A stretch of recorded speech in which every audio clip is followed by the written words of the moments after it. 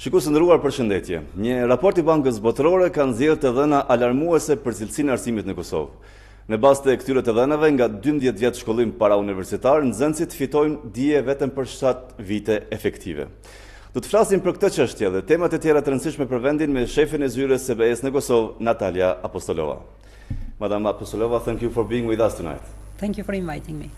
I'd like to rather focus on some practical issues which Kosovo faces now. A report of World Bank has found that, actually I'm quoting now, a child born in Kosovo today will be 56% as productive when it grows up as it could be if it enjoyed complete education. How grave is this, and who is to blame for this situation? Education is actually one of the very important, I would say, crucial sectors in Kosovo. Bearing in mind that Kosovo population is the youngest population in Europe, and bearing in mind the fact that you have the highest number of students per capita. So obviously the educational sector is of paramount importance, not only for the fact that students and people who are well prepared are going to find easily job and they will be competitive, but as well we all know that young population in Kosovo, 50% of them are unemployed, and 25% of those who graduate from the universities actually do not find job. So all this obviously is reflected into the World Bank report. Who is to be blamed, and or what is not working? Let me start by this. The situation in the educational sector is very much alarming, and we, the European Union, have started to raise alertness about that since 2 years already. Why? Because PISA 2015 results were appalling. Now the World Bank report as well reconfirms that there is a serious problem. So let me very briefly tell you how we see the problems in the educational sector. I will start, for example, with the textbooks for pre-university and even university literature. If you look at that books, you will see that they are overloaded by statistics, by theory. From time to time, the statistics is not even precise. As well, we see a lot of inaccuracies. I must say that there are examples of gender bias reading of different phenomena which are very much worrying for us. For example, there is a statement in one of these textbooks which says that the high rate of divorce in Kosovo is due to the fact that women are more empowered and they are economically independent. I'm not going to comment on that, of course, but there are a lot of examples of this, I would say, very wrong perception of the nowadays educational matter. Second, the students' training. The students actually are overburdened by a lot of theory, a lot of statistics, a lot of hard to percept material, and actually they lack the practice, the implementation of this theory in practice. Then, for me, very important is the fact of non-transparent way of selecting teachers. In many places in Kosovo, we are alerted that there is still political nepotism, and still the people who are selected for this very important, responsible job actually are politically appointees. Then, the school management. This is extremely important as well. We have raised this issue in the format of many other talks, which are, for example, the future possible election reform in Kosovo, because the management of the schools, the school principals, at the moment are as well heading the polling stations during elections. So we would like to see people who are totally dedicated to their work, because their work is very responsible. I must say that in some countries where educational reform was successful, even the head of departments in the municipalities who are responsible for education, they are of high-grade expertise. And then I would like to mention as well the central level, which is, to our understanding, the most important one. This is the ministry. We would like to have a very reliable partner in the face of the government, respective the Minister of Education. Because actually the Minister of Education and the team in the ministry are the first step where we have to concentrate our management reform. So altogether, all this is one chain. If we manage to stir a reform in these all points of this chain, I'm sure that we are going to be successful. So you mentioned that you have already addressed this issue, but I'm wondering to know what's the reaction? Why there is no action taken to improve this? I wouldn't say that there is no action to improve that. We just have to be aware that... But the results are showing that there is no result on that. Yeah, but we have to be aware that education is maybe the only or one of the not so many sectors where the results you see after a whole generation of improvements. So what we have started to do now, because as I already mentioned, education is our utmost priority in Kosovo. We have decided to make education priority because of the young generation and because investing in education, we are investing in the future of Kosovo. So what we have done, and I think that this is very important to be said from this very high fora, we have invested in reform in the Ministry of Education, and with the very big support of the minister, and I want to commend him for this, we have managed to adopt at the moment a new organigram. This organigram was done after a very thorough analysis of what is the situation in the ministry, what functions and what not.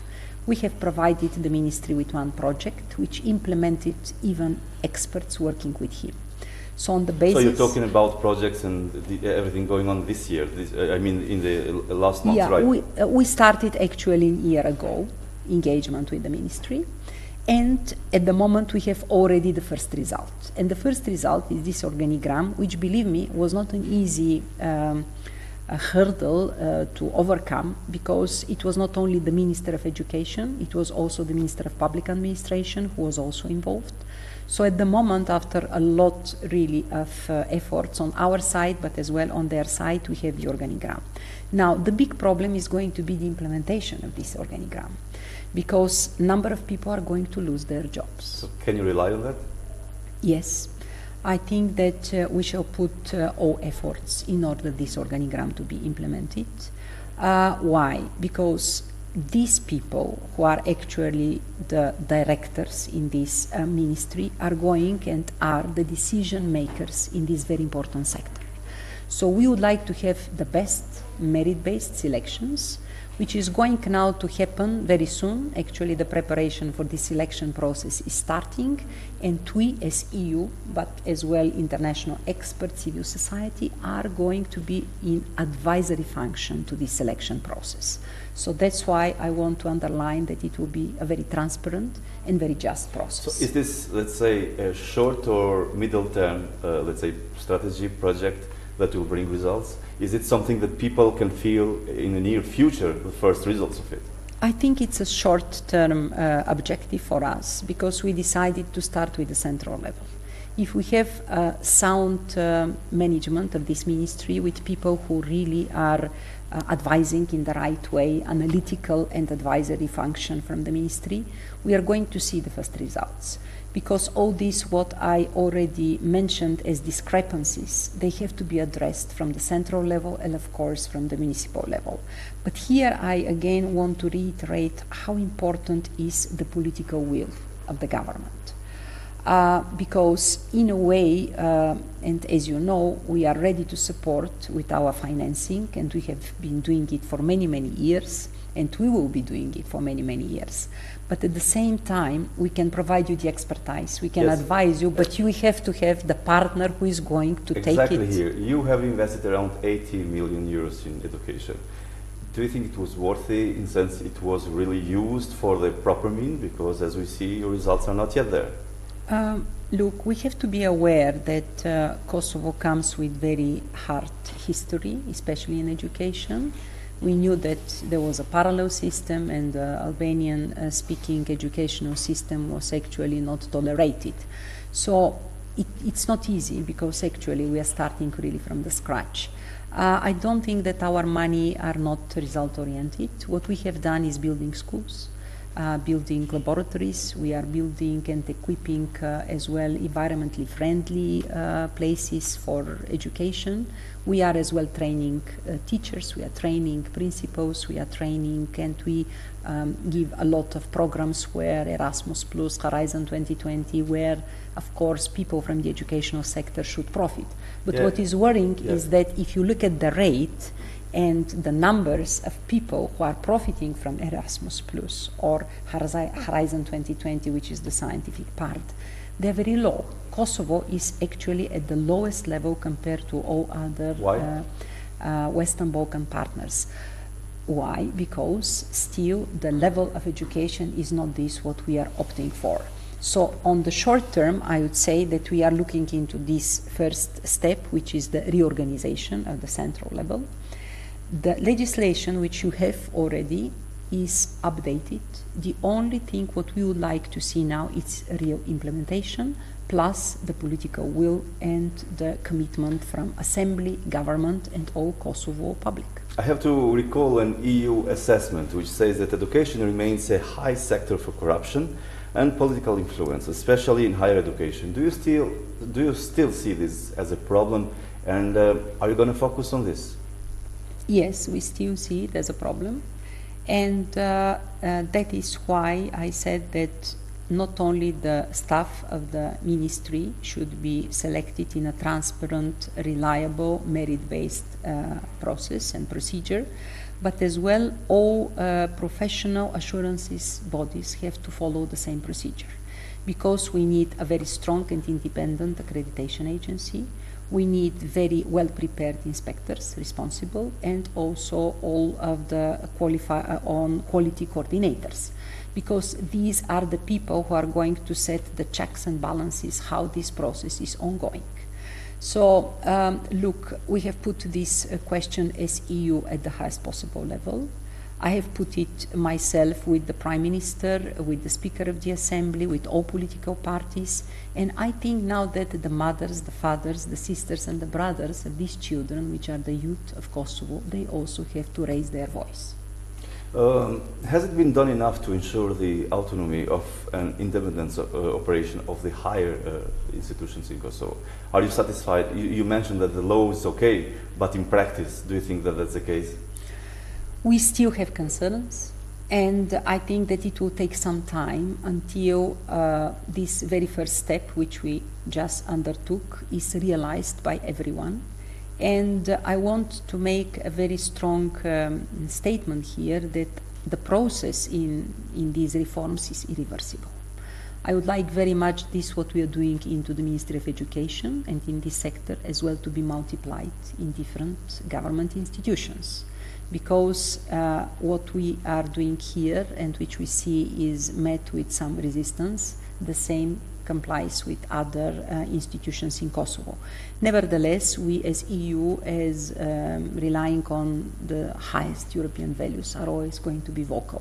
And I hope very much that the media and the civil society is going to support us. So you said earlier that there is actually a political will, but how confident are you that this is going to be implemented in practice, the whole strategy that you've been working so long with the Kosovo authorities?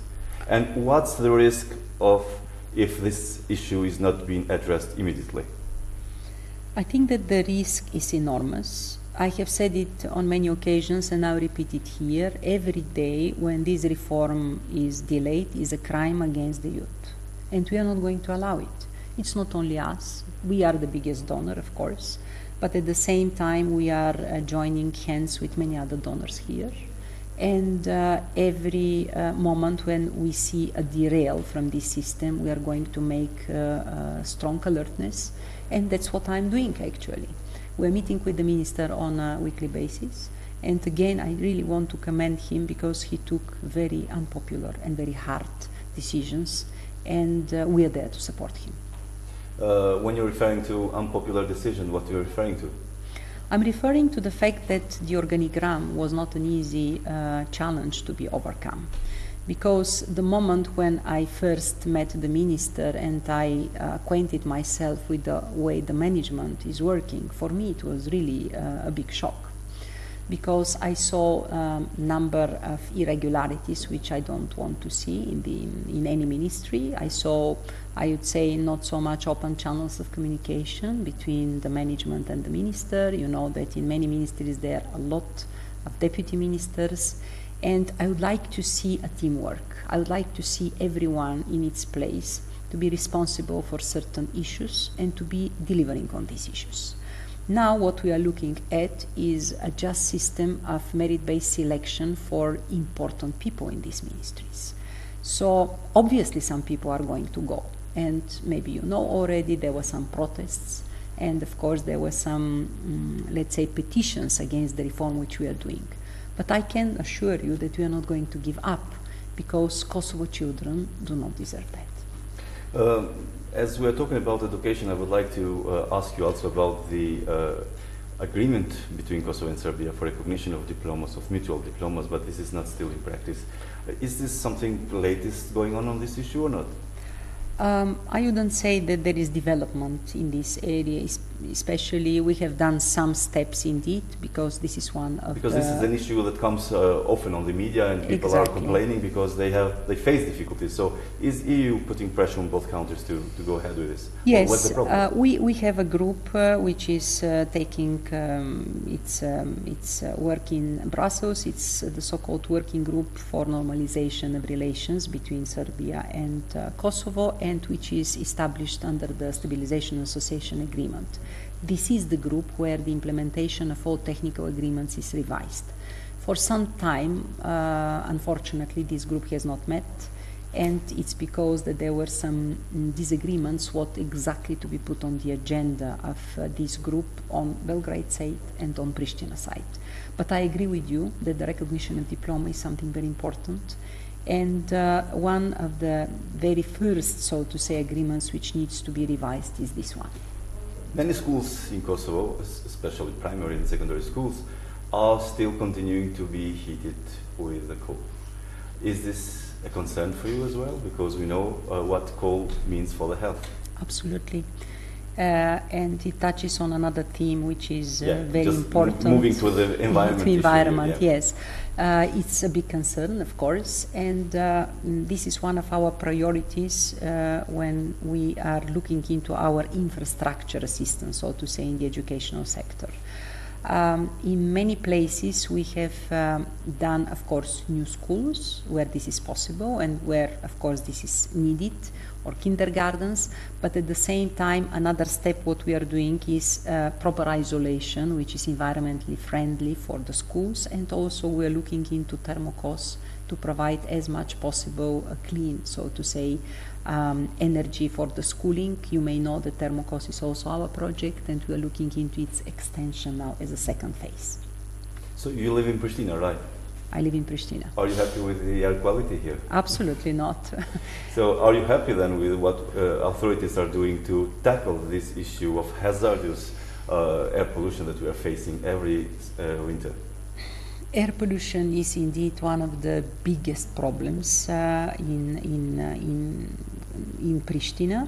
And let me say that according to air quality report on European Environmental Agency 2016, Kosovo is the worst amongst 41 European countries. So this is extremely worrying. At the moment we are in an environment campaign which started on 24th of September and will last for one whole month. And I must tell you that we are raising our alertness on all possible levels. Last year, you remember that in the winter, Pristina was maybe the worst air quality in the world. There were days which were really hazardous. Yes, we still remember so that. We, of course, engaged in all these protests, which civil society organized, but we as well, many ambassadors from European countries joined this protest, because this is something where immediate government and municipal commitment should be taken. But can the EU, your office and you in general, pressure more authorities to comply with the now the international standards on reducing air pollution?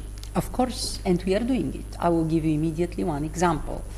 I risk to become very unpopular with some, let's say, political circles here in Kosovo when I raised my voice against the decision which was taken still only at the Committee of Economic Development in the Assembly, which approved the draft law for extending the age for import of second-hand cars to 15 years. I think that this is a big mistake. And I'm speaking here first as a mother who takes care, of course, of a child, so I understand what big challenges Pristina families have, because this is really hazardous. The statistic which we have is just appalling. I hope very much that people read it, because lung cancer, allergies, all these bronchitis and very lethal diseases are one of the highest risks in Kosovo and especially in Pristina.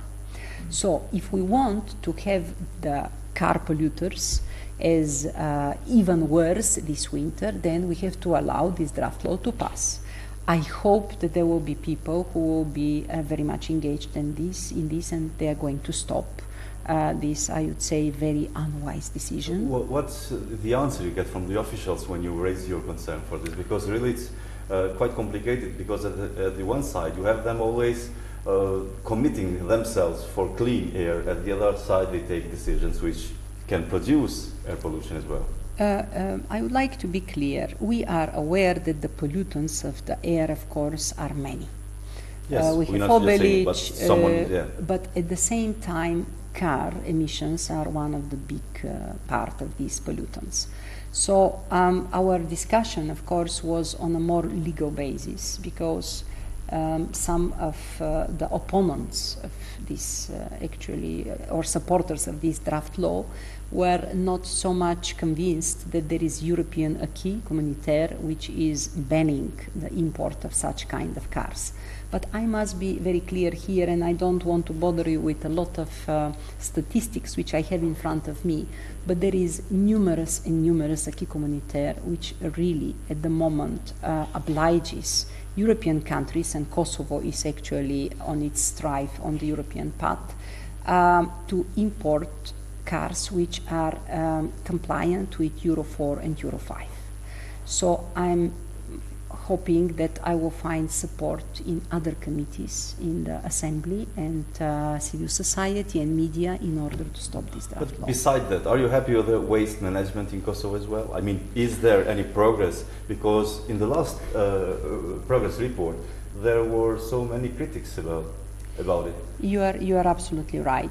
Waste water management is one thing, landfills is something different, air pollution is third thing. So the environment, let's say, chapter is very complex one.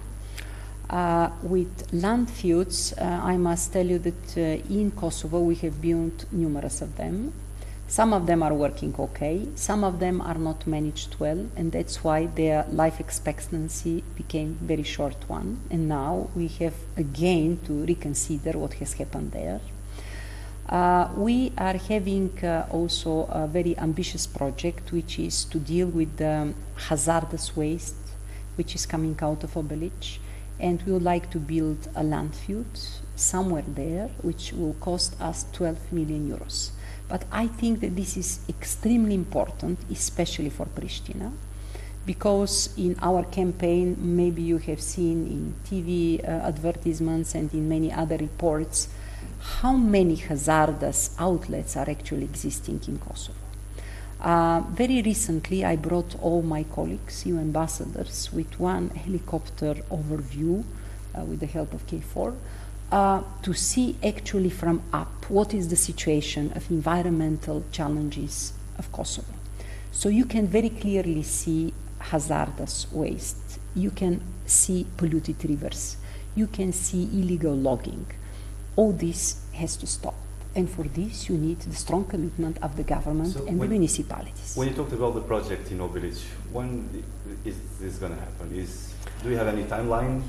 We are ready to commit immediately. At the moment we are doing exploratory work, which is going to be the place granted to us by the government. Unfortunately, we are facing some problems because we see some resistance from, let's say, local governance for different places. Can this be overpassed? I hope so. I hope so, because actually it is for the health and for the good of Pristina people. And in the end of this interview, I'm going to go for the €1 million question. When Kosovars are going to be able to walk freely, to have trips in Europe without visas?